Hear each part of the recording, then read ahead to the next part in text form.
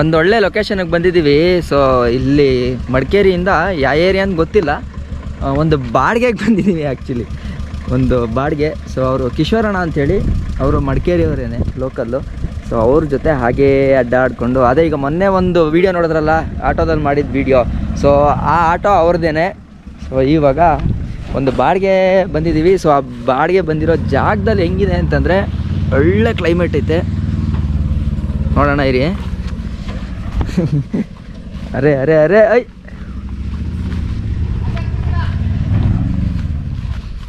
ವಾ ಅತ್ತ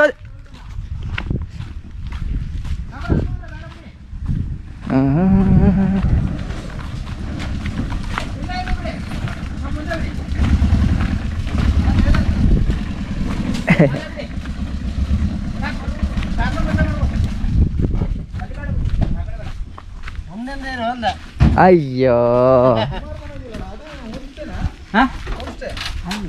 ಮನೆ ಸ್ವಲ್ಪ ಅಲ್ಲ, ಇದು ಭಾರಿ ಅದ್ಭುತ ಕಟ್ಟಿದ್ದೀರಲ್ಲ ನಮ್ಮ ಮನೆ.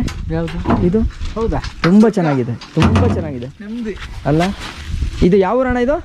ಮಣ್ಣಂಗೇರಿ. ಮಣ್ಣಂಗೇರಿ, ಓಕೆ.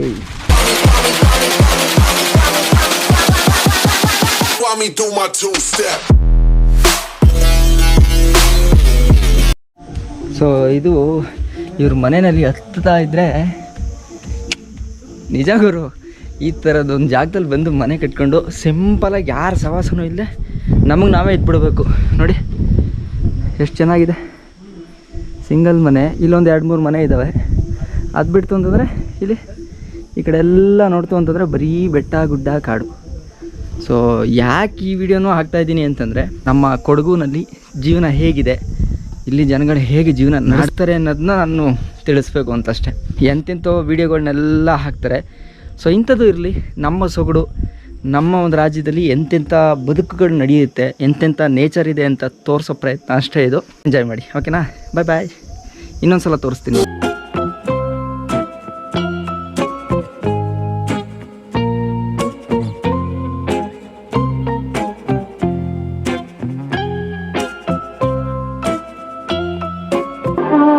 ಈ ಮನೆಗೆ ಬರೋ ದಾರಿನಲ್ಲಿ ಒಂದು ಲೊಕೇಶನ್ ನಿಮ್ಮ ಡ್ರೀಮಲ್ಲೂ ನೀನು ನೆನೆಸ್ಕೊಂಡಿರಲ್ಲ, ಅಷ್ಟೊಂದು ಚೆನ್ನಾಗೈತೆ. ತೋರಿಸ್ತೀನಿ ನೋಡಿ ಇವಾಗ. ಎಷ್ಟು ಅದ್ಭುತವಾಗಿದೆ ನೋಡಿ. ಈ ಸೆಂಟ್ರಲ್ಲಿ ಹೋಗೋದು ನಾವು ಅಲ್ಲ. ಸೌಂಡ್ ಮಾತ್ರ ಕೇಳಿಸ್ಕೊಳ್ಳಿ, ಸೌಂಡ್ ಮಾತ್ರ ಕೇಳಿಸ್ಕೊಳ್ಳಿ.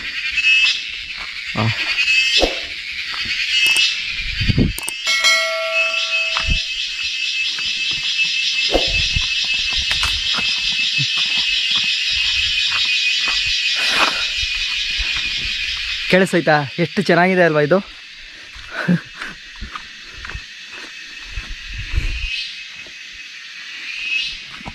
ಸೊ ಈ ಲೊಕೇಶನ್ ಎಲ್ರಿಗೂ ಇಷ್ಟ ಆಗಿರುತ್ತೆ ಅಂತ ಅನಿಸುತ್ತೆ. ಯಾಕೆ ಅಂತಂದರೆ ನಾವು ಬೆಂಗಳೂರಲ್ಲಿ ಕೂತ್ಕೊಂಡು ಸಿಟಿನಲ್ಲಿ ಕೂತ್ಕೊಂಡು ಈ ಲೊಕೇಶನ್ ನೋಡೋಕ್ಕಾಗಲ್ಲ. ಬಂದು ಹಿಡಿದಾಗ್ಲೇ ಈ ಥರ ಲೊಕೇಶನ್ ಸಿಗುತ್ತೆ ಅಂತ ನನ್ನ ಒಂದು ಅನಿಸಿಕೆ.